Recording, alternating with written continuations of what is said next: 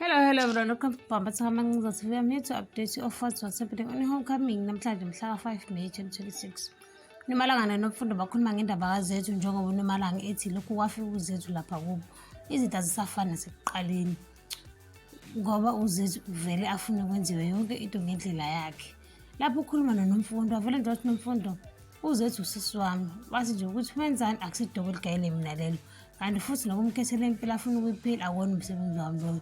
Wathi nje nomfundo umuntu owavuma lo mshado mamkwanyana wathi nje akulona iphutha likaZethu.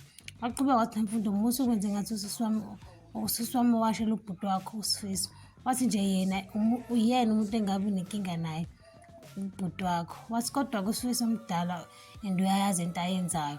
Wathi nje uNomalanga wena nomfundo awungezwa ukuthi ngithini. Wathi nje ngiqonda ukuthi usisi wakho kumele ingabe uyasihlonipha nje. Wathi uNomalanga sengikhathele abantu bethi usisi wami ubhiliza imizi yabantu. Wathi nje akulona lolo hlobo lomuntu. Wathi sola ubhuti wakho kukho konke wazi wathi suka endleleni yami.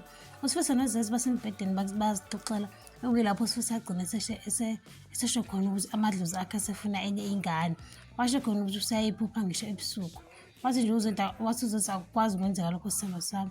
Wathi uSifiso angeke phela bephikise okhathide sibekhulumile.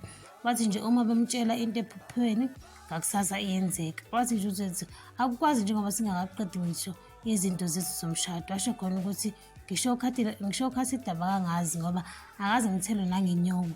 Wathi uSifiso usewakhiphile nje amalobolo wasuka uZethu wahlala ngezinqa ngoba nakhe efuna ukuzwa kahle inkulumo kaSifiso. Wathi nje uSifiso ungizwe kahle. Wathi akucabange nje if sekuthiwa uMike uyezwa njengoba ayihambisa amalobolo usezwe sekuthiwa uZethu akafuna ukuzala. Avele nje uZethu wathi umzimba wami lona kanti futhi impilo yami lena. Wathi uSifiso ukube ngiyazi ukuthi livune kanjani lelo culo lakho ngabe kade ngalicula. Waqhubeka uSifiso wathi